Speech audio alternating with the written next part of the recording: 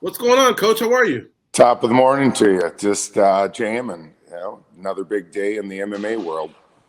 Nice. All right. Well, hey, it doesn't get old talking to you just because you have such a huge history in combat sports. Of course, as a kickboxer for yourself, your whole family, and then now in the world of MMA, you've definitely left your mark. Not just you, your gym, your athletes.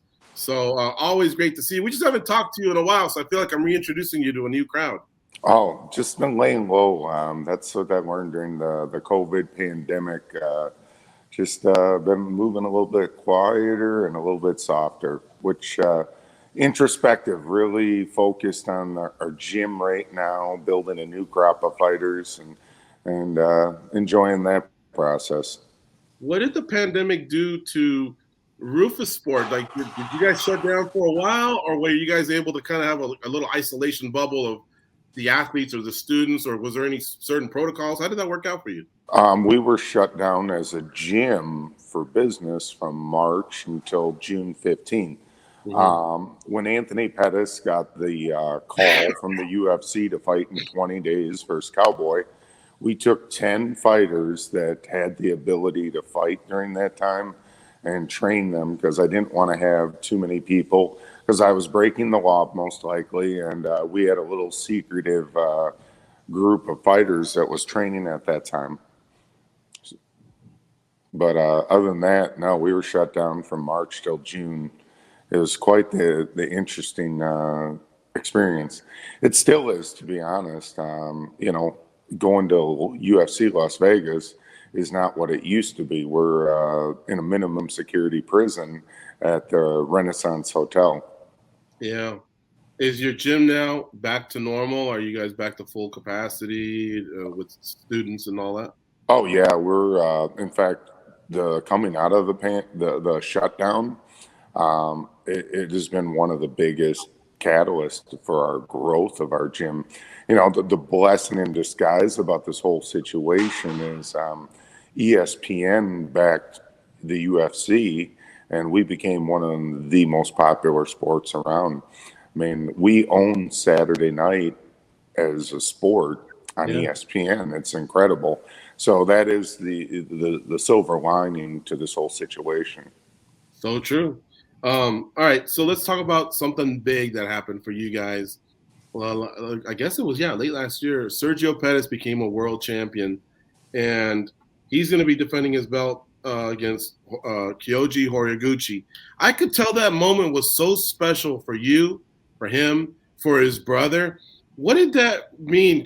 Maybe you can put it to us in your words. This is literally one of the breed of fighters were you raised as an MMA fighter? Because remember, when you first started out, you were getting the wrestler and teaching them striking, or the strikers and teaching them the grappling. I remember you telling us about this is a kid that's going to learn it all, at the same time and basically be an MMA fighter from day one. Yeah, I mean, I've been training him since he was 13. So I saw him grow up not only as a martial artist, a fighter, a man. Sergio and I are extremely close.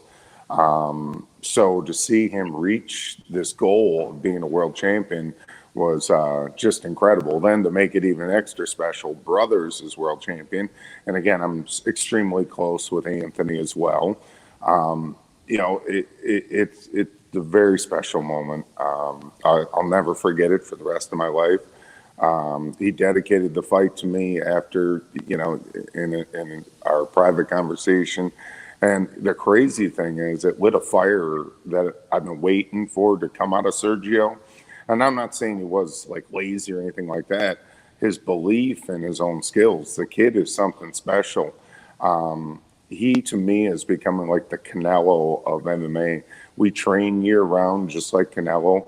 And from his last fight to this fight, he's improved dramatically. It's like you see a guy like Usman when he became champion and the confidence it boosted in him. I think that's what it's done for Sergio. He really, used that to solidify, wow, I've arrived. And you know what? I enjoy the feeling it is to be here arriving and I'm staying. So he's been working his butt off, but consistently. We got a lot of new moves, new techniques. You're going to see a different Sergio Pettis on December 3rd.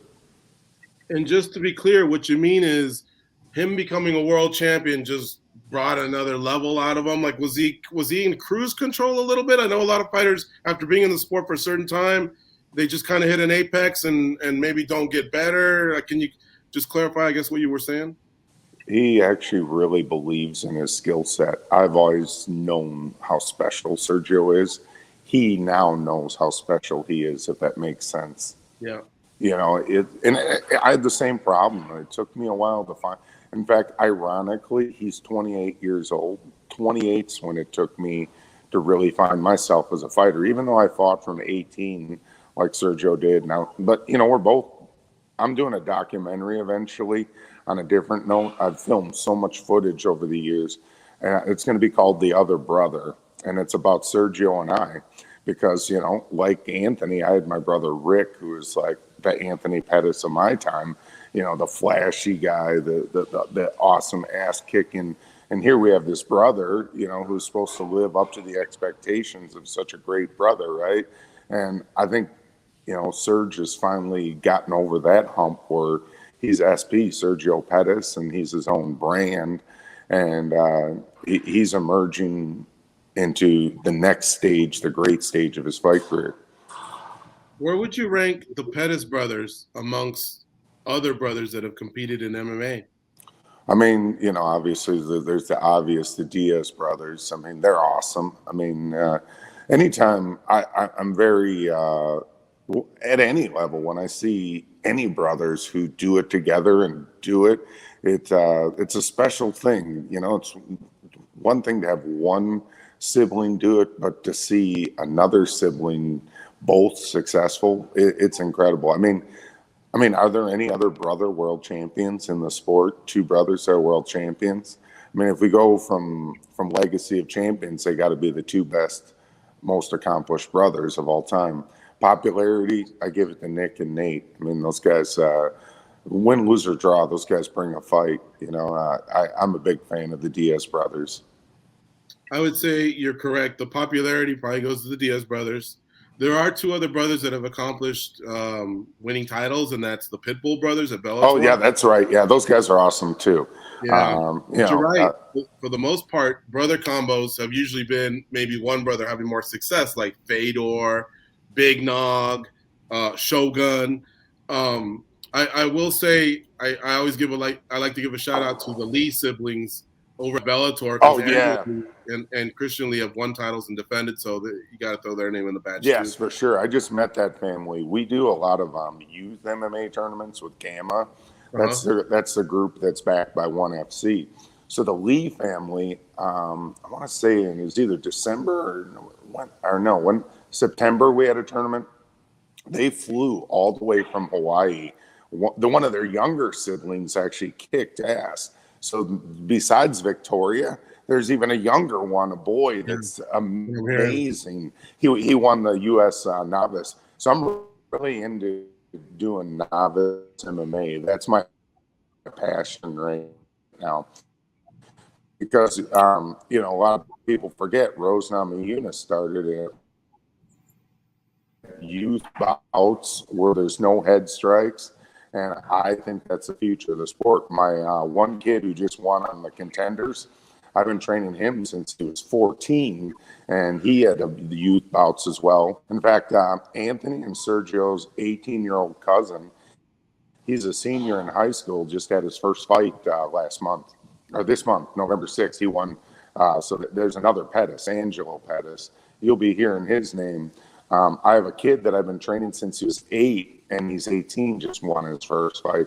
So that's the future of MMA at Roufusport. We put a lot of work into our youth program because the sooner you can get these kids moving up the ranks, the sooner they can make money and be a legitimate prize fighter.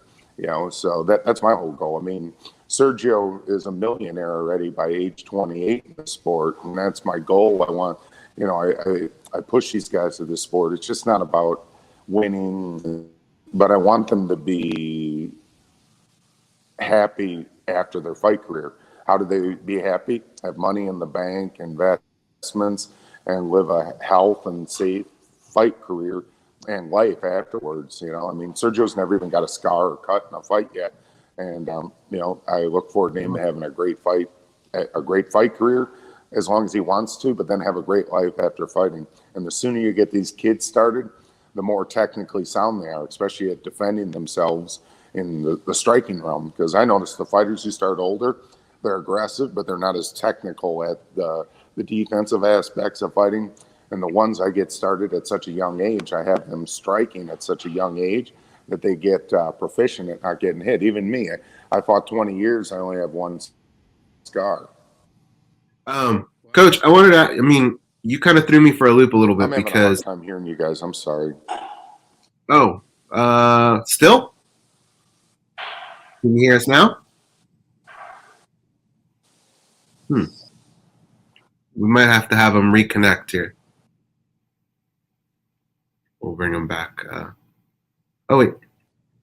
Better now? I hear you now. Yes, sir. So what I wanted to ask you was, you kind of threw me for a loop because you brought up one of my favorite boxers, Canelo Alvarez. And the one thing that I've always admired about you is your ability to recognize talent at an early age. What do you think a guy like Canelo, if early on in life he just decided, I'm going to try MMA, how do you think he would have done in mixed martial arts? Would his talents, they have translated? Do you think he's a guy that's very coachable no matter what you do?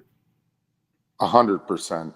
100% he would have been a champion in MMA if he chose to be a champion, if he started as a child prodigy. One thing I'm impressed at the Reynosos and Canelo, if you watch when he fights a fight and he fights a great talented fighter and it's a close fight, he adopts strategies that fighter did against him. After he fought Floyd Mayweather, he started shoulder rolling a little more.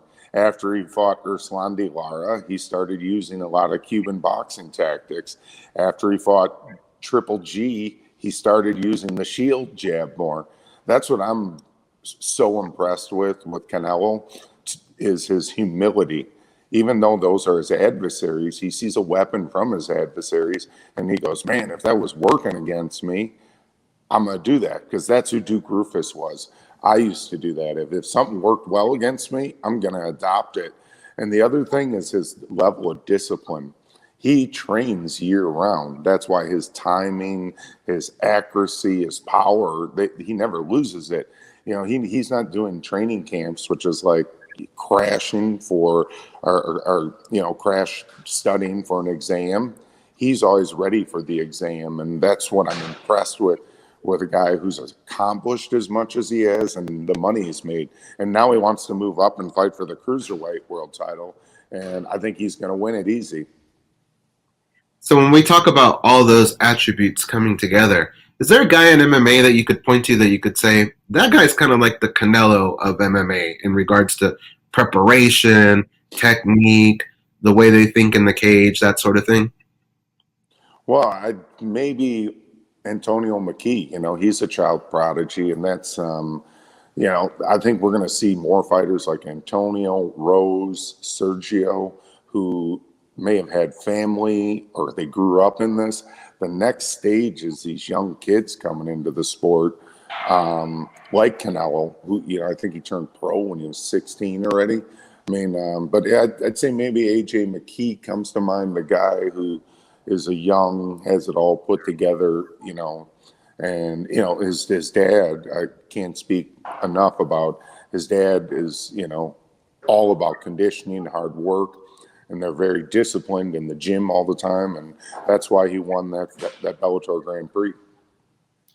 Man, that's a great answer. As soon as you said it, I started thinking that's incredible. It's a great comparison. I want to ask you one thing about Kyoji Horiguchi. Where does he rank as far as solving puzzles? You know, when you get it in front of you and you have to kind of digest everything the guy does, where does he rank among some of the puzzles you've had to solve?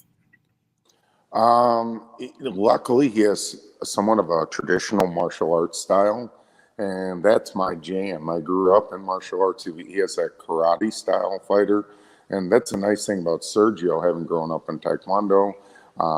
You know, he's very versatile at fighting different styles of fighters. I mean, Horiguchi can pack some power. He can crack.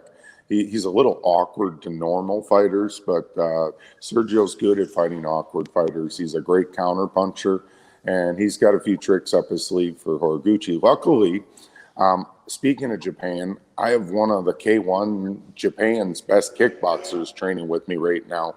He's fighting on Ryzen New Year's Eve. His name is Ren Hirimoto. Don't forget this guy. He's awesome. He is helping Sergio immensely, and he's only 23 years old, and he is one bad mofo. He actually knocked out Kyle Fairtex, the K1 champion, in kickboxing already, but he legitimately wants to be a great MMA athlete, not just a striker in MMA.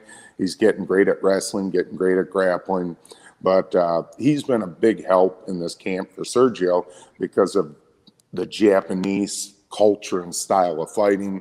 And he has some good perspectives he's giving Sergio to prepare for Horiguchi.